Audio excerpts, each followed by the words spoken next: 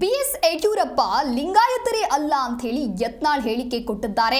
ವೀರಶೈವ ಏಕತಾ ಸಮಾವೇಶ black mail ಸಮಾವೇಶ ಅಂತ ಯತ್ನಾಳ್ ಹೇಳಿದ್ದಾರೆ.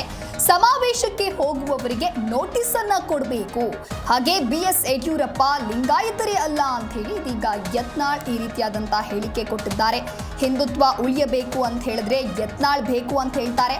ಅವರಾಗಿಯೇ ಬಿಜೆಪಿಗೆ ಬರುವಂತೆ ನನ್ನ ಕರೆಯಬೇಕು. ಬಿಜೆಪಿ ಹೈಕಮಾಂಡ್ಗೆ ಶಾಸಕ ಯತ್ನಾಳ್ ಈ ರೀತಿಯಾಗಿ ಆಗ್ರಹಿಸಿದ್ದಾರೆ. ಹಾಗಾಗಿ ವೀರಶೈವ ಏಕತಾ ಸಮಾವೇಶ ಇದು ಒಂದು ರೀತಿ ಬ್ಲಾಕ್ ಮೇಲ್ ಸಮಾವೇಶ ಇದ್ದಂತೆ. ಸಮಾವೇಶಕ್ಕೆ ಯಾರ್ಯಾರು ಹೋಗ್ತಾರೆ ಅವರೆಲ್ಲರಿಗೂ ಕೂಡ ನೋಟಿಸ್ ಅನ್ನ ಕೊಡಲೇಬೇಕು. ಅಂದರೆ ಸಮಾವೇಶಕ್ಕೆ ಹೋಗುವವರಿಗೆ ನೋಟಿಸ್ ಕೊಡಬೇಕು. ಹಿಂದುತ್ವ ಉಳಿಬೇಕು ಅಂದರೆ ಯತ್ನಾಳ್ ಬೇಕು ಅಂತ ಹೇಳ್ತಿದ್ದಾರೆ. ಅವರಾಗಿಯೇ ಬಿಜೆಪಿಗೆ ಬರುವಂತೆ ನನ್ನನ್ನು ಕರಿಬೇಕು ಅಂತ ಹೇಳಿ ಬಿಜೆಪಿ ಹೈಕಮಾಂಡ್ಗೆ ಶಾಸಕ ಯತ್ನಾಳ್ ಈ ರೀತಿಯಾಗಿ ಆಗ್ರಹಿಸಿದ್ದಾರೆ. ಬಿಜೆಪಿ ಉಚ್ಚಾಟಿತ ಶಾಸಕ ಬಸನಗೌಡ ಪಾಟೀಲ್ ಯತ್ನಾಳ್ ಈ ರೀತಿಯಾದಂಥ ಹೇಳಿಕೆಯನ್ನ ಕೊಟ್ಟಿದ್ದಾರೆ.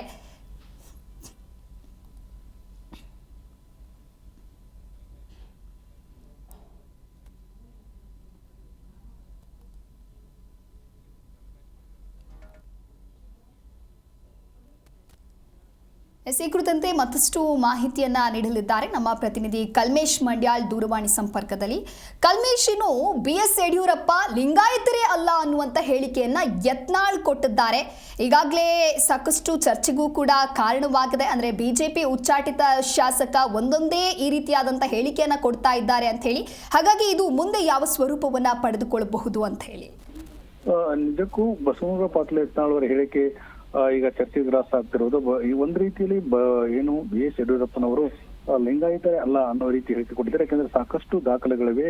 ಈ ಹಿಂದೆ ಅವರು ಈ ಮಾತನ್ನು ಹೇಳಿದ್ರು. ಯಾಕಂದ್ರೆ ಅವರ ಏನು ಓದಿದ್ದಾರೆ, ಬೋಕನ್ಕೆರೆ ಓದಿದ್ದಾರಲ್ಲ, ಆ ಬೋಕನ್ಕೆರೆ ಓದಿದ ಶಾಲೆಯಲ್ಲಿ ಅವರ ಶಾಲಾ ಸರ್ಟಿಫಿಕೇಟ್ ಅನ್ನ ತೆಗೆದು ಪರಿಶೀಲನೆ ಮಾಡಬೇಕು. ಅದರಿಂದ ಅಲ್ಲಿ ಅವರು ಏನು ನಮೂದು ಮಾಡಿದ್ದಾರೆ ಅನ್ನೋದ್ರ ಬಗ್ಗೆ ಸ್ಪಷ್ಟವಾದಂತಹ ದಾಖಲೆಗಳಿವೆ. ಅದರಿಂದ ಈ ಯಡಿಯೂರಪ್ಪನವರ ಜಾತಿ ಧರ್ಮ ಬಗ್ಗೆ ಖಂಡಿತವಾಗ್ಲೂ ಬಹಿರಂಗ ಆಗಬೇಕು. ಯಡಿಯೂರಪ್ಪನವರು ಬ್ಲಾಕ್ ಮಾಡ್ತಿದ್ದಾರೆ ಅನ್ನುವ ಹೇಳಿದ್ದಾರೆ. ಅದರಿಂದ ಈ ಕುರಿತಂತೆ ಒಂದು ರೀತಿಯ ಚರ್ಚೆಗೆ ವೇದಿಕೆಯನ್ನ ಮಾಡಿದ್ರು ಸಹ ಅಲ್ಲಿ ಚರ್ಚೆಗೆ ಸಿದ್ಧ ಅನ್ನೋ ಒಂದು ವಾಗ್ವಾದವನ್ನ, ಒಂದು ಸವಾಲನ್ನ ಬಸವನಗೌಡ ಪಾಟೀಲ್ ಎಸೆದಿರುವುದು.